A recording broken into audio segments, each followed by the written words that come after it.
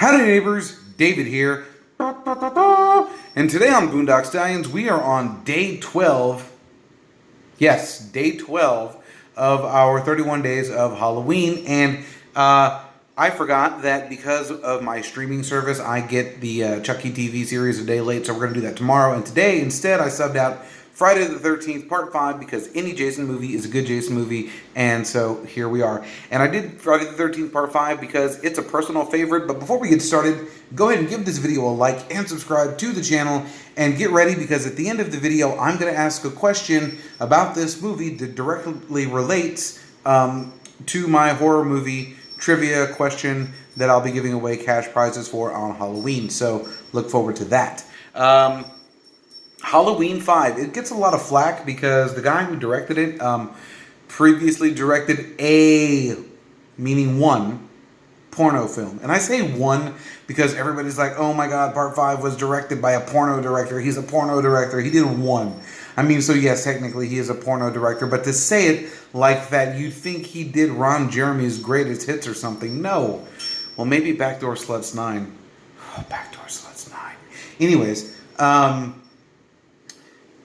this movie was awesome. And you know what? I'll say this. It did have the most nudity of all the Jason movies, so the porn thing did kind of shine through a bit. But I really enjoyed this one because for the sake of continuity, they didn't just straight up resurrect Jason in some cheap bid to get more viewers interested in a Jason movie. No. This one takes place in a completely different area, completely different state, completely different county.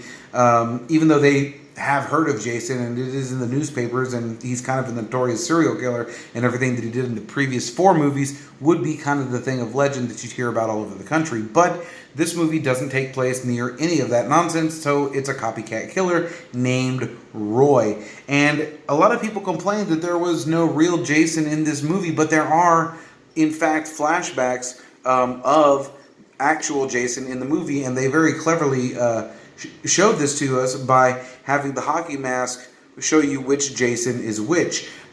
When Tommy Jarvis is having a dream where Corey Feldman is playing younger Tommy Jarvis and Jason comes out of his coffin, that is the real Jason. You can tell he's got the red triangle on his forehead, whereas Roy, the copycat, has 2 blue triangles on his cheek, and some of my hair is in my mouth. Gone. So there are a few scenes anytime that Tommy Jarvis is also hallucinating later on in the movie and seeing Jason with the red diamond on his forehead. He's actually seeing real Jason, not Roy Jason. He wouldn't obviously imagine Roy Jason with the blue diamonds. He'd use his own memory of Jason from Part 4. So, booyah! Secondly, I really love the mom and her son Junior. Oh my dear Lord. I think I know that family. I'm not even going to lie. I'm from Texas. I'm from South Texas, y'all. You heard how comfortable I am with the word y'all? I'm also familiar with yaller. Yaller is a combination of you all are. Yaller. There you go. Here's your Texan word of the day. I really enjoyed the mom and the son, Junior. He's good peeps. They're idiots, and I love that they're idiots and vulgar idiots at that.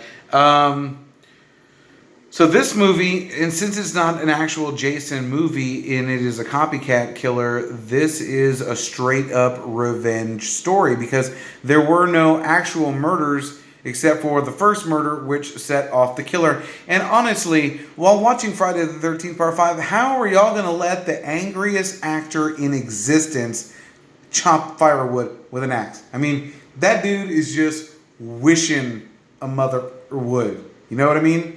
And so, why would y'all let him have an axe and chop wood? I mean, it obviously is a plot point to drive the story forward. And while we're at it, I also met Miguel Nunez Jr., who makes a cameo in this movie as Demon, the older brother of Reggie the Reckless later on at the end of the film. And he's amazing. He is just a super nice guy, loves talking to people, telling stories, hearing about how they love it, talking about, ooh, those damn enchiladas, or, ooh, baby, ooh, baby, ooh, baby, hey, baby.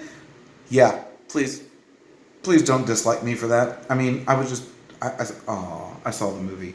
Anywho, I really enjoyed them, and I like that Demon and his girlfriend have absolutely no problem smoking weed in front of this random woman that showed up with their little brother, who could be a cop. Because, like, quite frankly, I'm from South Texas and they could be a cop. Like, what's wrong with you?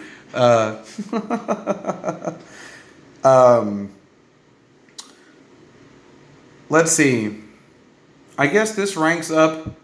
I mean, I know it is the fifth movie, but it's in the top five of my top five Jason movies because obviously, and I mean personal favorites because just because it's my personal favorite doesn't mean it's the best in the series. As a matter of fact, some would argue that my personal favorite Friday the 13th movie is the worst in the franchise because I'm a big fan of Part 8 because Jason Takes Manhattan is the first horror movie I ever saw in the theater, so it holds a special place in my heart. And then right after that, I'm a big fan of Part 3 because Part 3 was awesome. And then obviously Part 7 is my number 3 choice because that is the first one with Kane Hodder in it. And then right after that is this movie, Friday the 13th Part 5. And then right after Part 5 is Jason Lives. Followed by Friday the 13th Part 2, Jason X, Freddy vs. Jason, and the remake. In that order. Yeah, I know.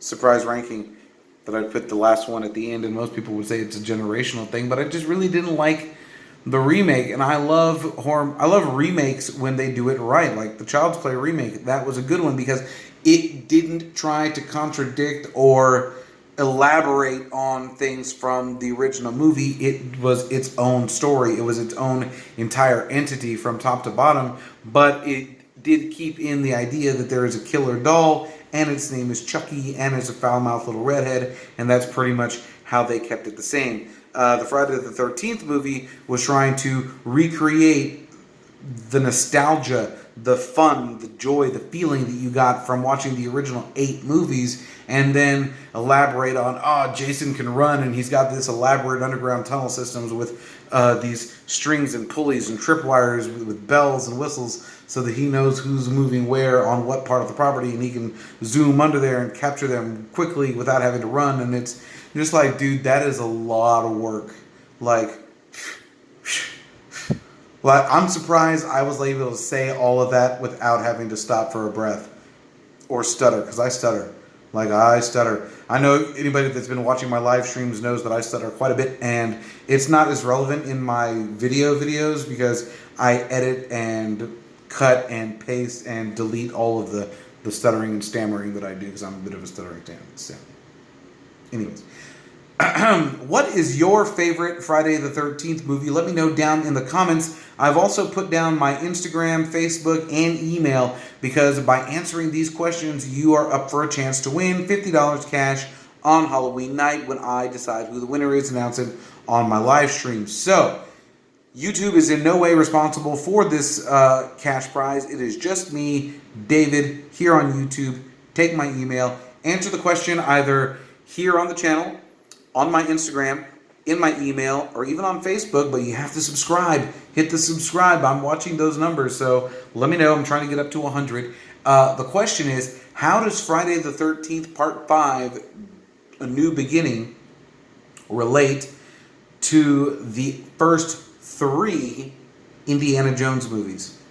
Yeah, anybody? That's a good one. Let me know. Be excellent to each other and party on, dudes.